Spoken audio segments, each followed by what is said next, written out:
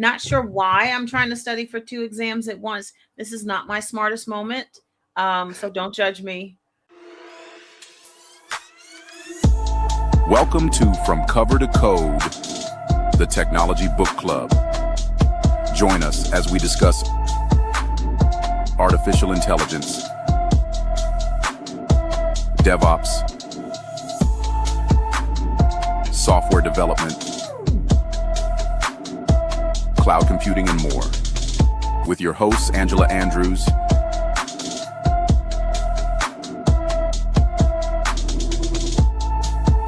and Michael Jenkins.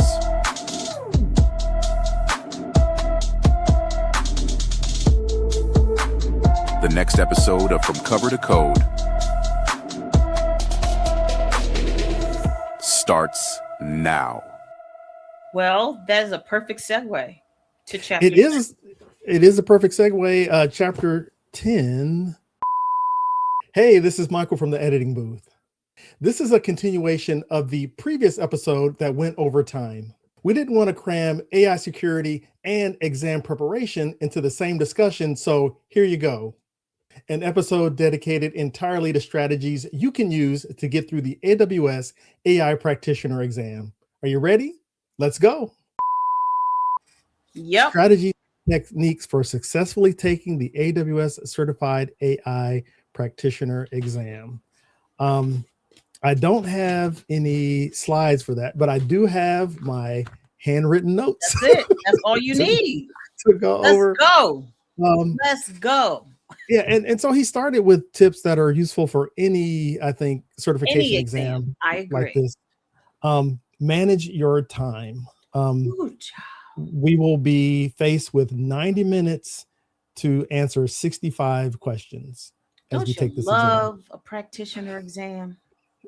Yeah. So you are preparing, I know, for the AWS Solutions Architect Professional exam. The limits are you get 3 hours, but it's many more questions and there's more solutions and scenarios and all that kind of stuff. This one's a baby compared. Exactly. Gotta love a practitioner exam. Not sure why I'm trying to study for 2 exams at once. This is not my smartest moment. So don't judge me. But let's get into it. So you're talking about managing your time, right? So there is X number of questions, right? If you do the math, and I think they did the math, 90 minutes to do 65 questions. So that's a little over a minute per question. So being able to synthesize the information in a really quick time is paramount. You don't have a lot of time on the exam. So don't mess around. You can't mess around. 90 minutes will go like that. Yeah, it will. And then if you get stuck on it, just mark it for review. There's a capability in the exam interface to mark that question for review and move on to the next one. Don't spend very precious minutes, valuable minutes stuck on one question. So I have a question for you. So if you mark one for review, do you leave it blank or do you mark an answer just to, For me, I mark an answer. Okay. Phew. I guess what I needed to hear. That's what I put an answer down. Yeah. Okay. Because I would rather have a 1 in 4 chance of getting it right than taking the 0 out of the out of the gate. So we're telling you, for any exam, although even if you don't know, you're like, I have no clue, and you mark it for review. What if the time runs out? That's all always don't leave anything unmarked. Don't leave anything unmarked. Even if you have I have stared at questions, practice exam questions on this SA Pro, and I just be like, I don't know what the hell this is. Like, seriously, just mark something and keep going. That's a good time management feature or tip, I think. Yeah. Okay, next. Indeed. Yeah, next up, read questions carefully, specifically looking for keywords like not, except, or only, and reading for context. Because like we said in that last question that we went through, it was talking about defense in depth, but we keyed in on the word. It was like only one. Well, no, there's got to be more to that if you're doing something in depth. Or I forget what chapter it was, but a question that we went through, I missed the not or something. I missed whatever word it was. And so it completely flipped the question upside down. So I was looking for a different answer, and I was like, wait, this is not making sense. So I had to go back and read the question again. I was like, oh, I totally missed that one little word, not, or whatever it was. And so as soon as I read that, things started to make sense as far as the answers go. So yeah, they'll set you up for a correctly wrong answer. Yeah. It's right in some universe, but not this one. Yeah, but not this one. Yeah. Okay. And based on that, after you read the question carefully, use the process of elimination to increase your odds in getting a correct answer. If you can get 2 of those out, and you've seen in our process as we're doing these test questions, out of the gate, we're knocking 2 questions out of, we're getting rid of them. Yes. Yeah. So now we got a 50-50 chance, which, gives us a better odds of, even if you have to guessing the correct answer. So definitely use the process of elimination. And then finally, just kind of like, this is common sense, just stay calm and double check. Don't get too excited about it. Still, I mean, you can use some of your nervous anticipation to, accelerate yourself through the thing, but stay calm and carry on, I think, as the saying goes. Okay. And double check your answers that you marked for review. Yes, indeed. So I have an exam story. Oh, he's got a story. Okay. So I was taking an exam. I think it was a solution architect years ago. And I was in the testing center, and I, made sure I went back, had all my things done, and I had time to go back and check my answers.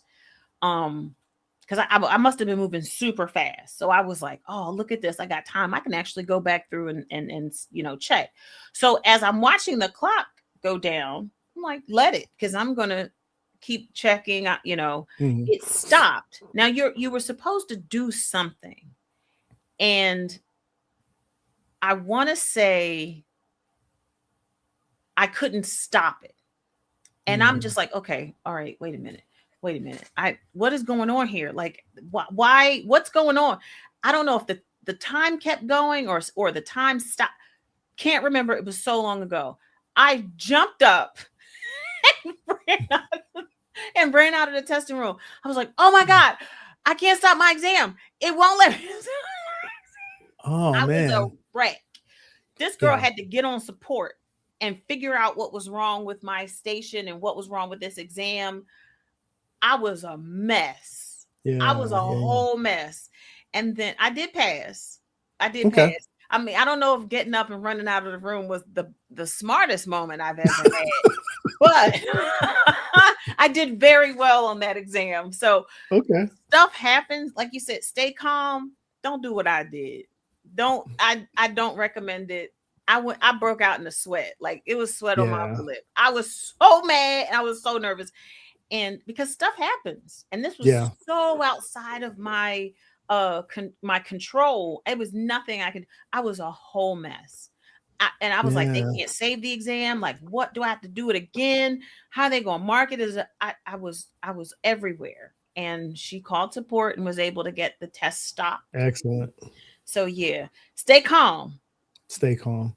And I guess one observation I'll make in your story is I'm assuming you took the exam at an exam center as opposed to at home. Oh, I'm not. So you see all this stuff in here? I'm not. Exactly. And that's another observation that I have taken exams at home. I have too. This particular exam, I'm taking it in a center because when I take exam at home, I feel like you're under so much scrutiny from the proctors that are watching you, and you do have to have your camera on.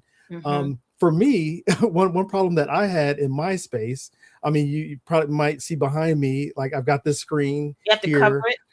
I've got another screen in front of me, like, I've got multiple monitors and everything. You got to cover them all. Yeah, and so they were like, pick up your camera and scan your room. And I was like, okay. So I'm scanning my room and they're like, cover that up, cover that up. So I'm going to get blankets, towels, everything. Yes. And, so I'm having to cover up all these displays that I have, in my room, my office. And it was just like, it was a hassle. It kind of had me out of sorts before I got into the exam. And then as I'm in the exam, I mean, I'm in Southern California. It was hot. Maybe I didn't have the air conditioner on. I had a ceiling fan on and it was rattling, like the chain hanging down from the ceiling fan was rattling. The proctor was like, "What's that noise?" Yep. And I'm like, it's the ceiling fan. Yeah, they were like, "Okay, show me." Take my camera, point it at the ceiling fan. They're like, "Okay, cool, you can go ahead." Yes. I'm like, wow, that was just like too much pressure. It's a lot of pressure. Yeah. So oh my God. After that, I just decided to go to a training center. I'm like, I'm not even going to mess with it. So wait, I got a story because I do. Yeah. Okay, so come on. I had taken an exam, and I was in my old house, and because my son wasn't there, I was in his junky room. Right, I didn't want to. I could be in my office. I didn't want to be in the dining room with people walking by. So I picked a room that didn't have anybody in it. Brought a fold-up table. I'm in there. So they're like, I'm like, oh, this kid's room is junky. I don't believe it. Got shit everywhere. Excuse my French. So he's like, show me the room. Okay, it was just junk. And later on, it wasn't an AWS, it was a different exam. In the middle, he's like, all right, get up. You got to show me everything underneath the desk, everything. Yeah. Well, my son, the B-boy, had graffiti on the back of his door. Oh no. And they were like, well, what's that? I was like, I don't know. I said, can you read it? Let me see. I'm holding up the camera. He said, you got writing on your door. I said, that's gibberish. Do you know what this says on this door? He was about to stop my exam. He was giving me the business. Man. He was giving me the business. He didn't tell me to cover the door, but he was like, you can't have that on the, that could be answers on the exam. I said, look, this is a teenager's room. I don't know what you want from me. So that was one time. The other time I had a proctor. He was getting smart with me. Like he was just, he was like RTFM. The system was broken.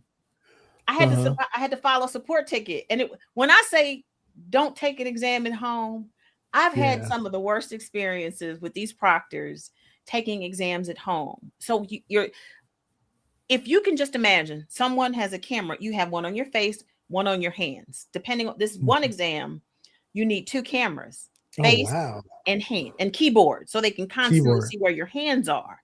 Yeah. That's another thing. You can't sometimes you read and you just be like, you can't move your mouth. You can't move your mouth. Yeah. They can't, the whole sound thing.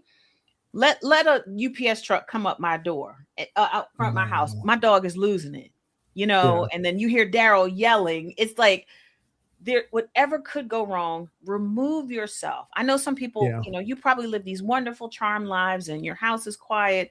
I'm so happy for you. Me, I'm going to go to an exam where it's quiet. I put all my stuff in the locker. I take my watch off and I sit and I do my exam. And it's perfect for me. I don't have to worry about any of that. Yeah. So consider it. Yeah. I highly recommend it. If at all possible, if you can make it to an exam center, go to an exam center to take the exam for sure. Yes. All right. Well, what's next, babe? The fundamental, the what to know. Yeah, the what to know. And I just have 1, 2, 3, maybe 5 points for this. Go at it. Yeah. Fundamentals of AI and machine learning. You got to remember machine learning, because even though this is an AI practitioner exam, you still got to remember machine learning with an emphasis on generative AI. So that's kind of key. Application of foundation models, guidelines for responsible AI. We had a whole section or chapter on that. And then we just wrapped up security, compliance, and governance for AI. So those are like, you got to know those things. And I don't have the exam guide, like the official AWS exam guide that shows you the percentages of each one. But I imagine these are highly aligned with those things. So for the author saying like, hey, these are the things you got to know before going into the exam. You have to know the tenets of each one of these things. And based on the percentages that they, kind of outline in their guide, that's how many questions you're going to see based on these different topics. Exactly. So I just pulled up the exam guide for the, Okay. oh God, this is the wrong exam. Anyway, anyway, yes, you can just Google. You know which one I pulled up, right? Yeah, I know you did. Jesus. I know you did. All right, we'll change it. But yes, there are domains. There's certain areas. They call them domains, but you have to understand the services and terms and features of that domain. And it gives you examples. Like it'll give you a couple of examples. Oh God, I found it. I think I did. Yeah, I just got it too. Okay. Wrong. Yeah, See, I'm juggling. Yeah. I'm juggling too many balls right here. Yeah, right. So here we go. AI practitioner exam guide. What do we have here? We have the exam content, multiple choice, multiple response, ordering, where you have to has a list of 3 to 5 responses. You have to select the correct responses and place them in correct order. Matching, which is a list of responses with a bunch of prompts. So you did that in elementary school. So that should probably be familiar. Then it has case studies, right? It has a scenario with questions about this scenario, and you have to each question will be evaluated separately. So it looks like one question, but it's actually 2 questions. There's unscored content. So 15 of the questions won't be scored. They score, but you don't know which 15 they are. So you are required to answer all of the questions in the exam, which I think is 65. You need a 700 to pass, 700 out of 1,000, which is great. You usually get it same day. They say you have, you might get it in a week. Same day, within 24 hours is usually how it happens. And now the domains. So we were just talking about it. So there are 5 domains, and they're weighted differently. So if you've been following along, you might be able to hear what I'm about to tell you and you're like, oh, this is when we talked about this or when we talked about that. So domain 1 is the fundamentals of AI and ML, 20%.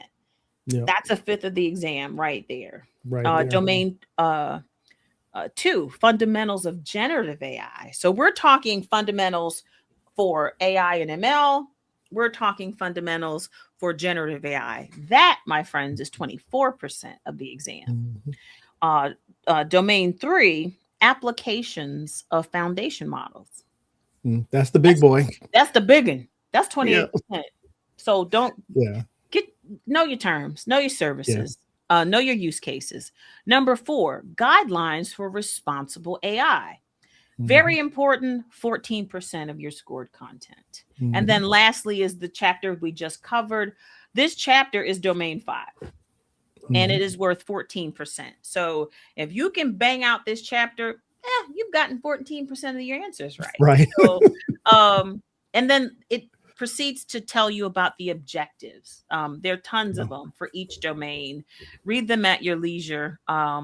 And then lastly, the appendix talks about the in-scope services. So it tells you the area in which the service resides. So you have analytics and you have a bunch of services under analytics. These are all open season for what could be on the exam. Now, I know darn well we didn't see all these services in this book. Yeah. Amazon Redshift. I mean, yeah, exactly. How Sway. But there's a lot of services. There's 1, 2, 3, maybe 2 pages of services that you need to be familiar with the exam. And then it tells you, thank God, the out of scope services. Out of scope. Yeah. So don't waste no thinks on the out of scope services. You ain't worried about, Amazon App Runner. Don't waste your time. Yeah. So partner that with the great terms in the back of the book, as well as just understanding the AI terms specifically. This glossary is actually very comprehensive. I think I think we might be okay if we put the Yeah. time in and buckle in and handle our business. Yeah, I completely agree. And to that point, I think we also mentioned that we're looking at other sources of Yes.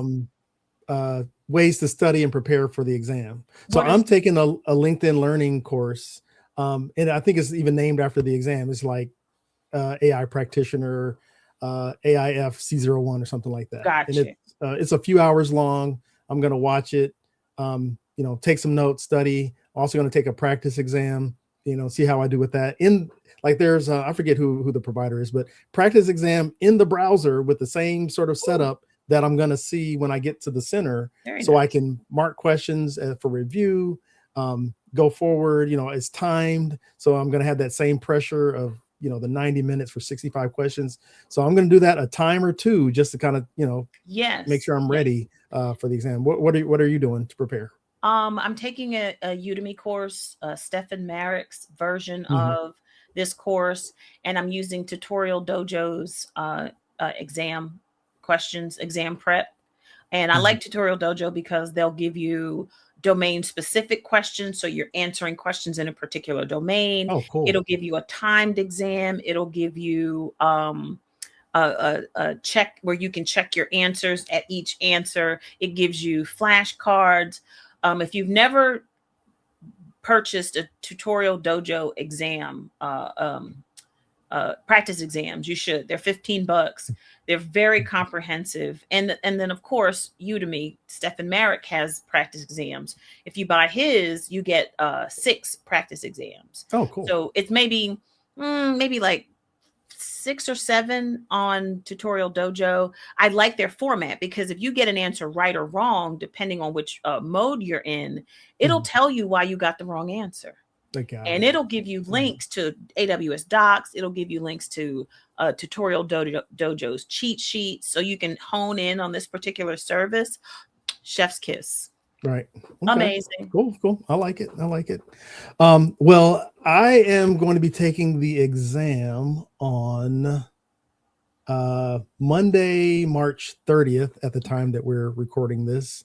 Okay. And I believe you are the Saturday before that. I couldn't line up with your schedule, unfortunately, for a testing center. So you're on Saturday, March 28th. So do you want to get back together on Wednesday, April 1st? It'll be April Fool's Day. April Fools! I passed. April Fools!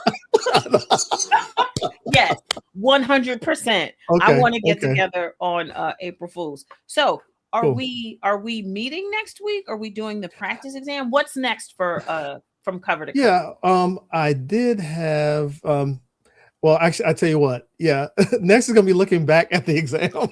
so maybe I mean, we'll see if you want to get together to talk about our preparation. I think we should be studying. I think you've been gallivanting and I've been BSing. And between the two of us, I think we need to study. Yeah, we probably should study. So that'll be what's next. I did want to shout out a couple folks that joined us live for the show. Rodney Ladson said I am in the library studying for my AI practitioners. Yes. I'm glad I caught a few minutes. Thanks, Rodney, for joining us live.